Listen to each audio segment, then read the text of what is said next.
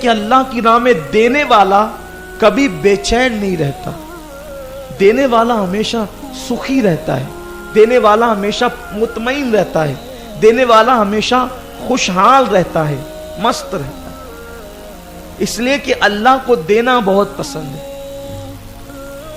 اور دینے سے ساری بلائیں ٹلتی ہیں۔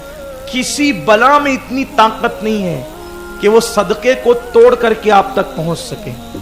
صدقہ دیوار بن جاتا ہے، اللہ کی راہ میں خرچ کیا ہوا مال دیوار بن جاتا ہے ہمارے اور مصیبتوں کے درمیان۔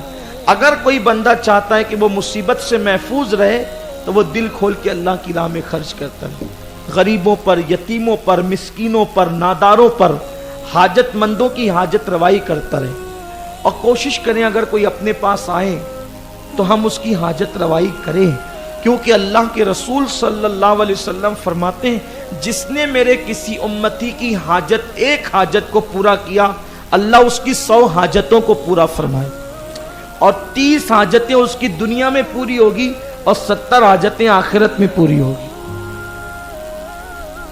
اس لیے حاجت روائی، اگر نئی اپنے اندر طاقت نہیں ہے حاجت روائی کرنے کی تو کم سے کم وہاں تک رہنمائی کر دے جہاں پہنچ کر کے اس کی حاجت پوری ہو سکتی ہے، جہاں اس کی حاجت روائی ہو سکتی وہاں تک کہ اس کی رسائی کر دیں۔ وہ بڑا مشہور سا واقعہ ہے، آپ نے سنا ہوگا کہ ایک شخص حضرت عبداللہ ابن عباس حبر الامہ ان کے پاس آیا، اور آنے کے بعد کہنے لگا کہ حضور دیکھ رہے ہیں، سرکار کے مزار کی طرف اشارہ کر کہا کہ حضور دیکھ رہے ہیں، میں جھوٹ نہیں بول رہا ہوں، مجھ پہ اتنا قرض ہے کہ قرض والوں نے مجھے پریشان کر دیا ہے، میری کون مدد کرے گا؟ تو آپ اٹھے، اعتکاف میں تھے آپ، رمضان شریف کے اعتکاف میں آپ اٹھے، اور جہاں آپ کی جوتیاں رکھی ہوئی تھی وہاں پر آپ چلنے لگے۔ تو اس نے کہا حضرت کہاں جا رہے؟ کہا چلو میں تمہاری مدد کر دوں کہیں باہر نکل کے۔ تو کہا حضرت آپ کا اعتکاف ہے، باہر نکلیں گے تو اعتکاف ٹوٹ جائے گا۔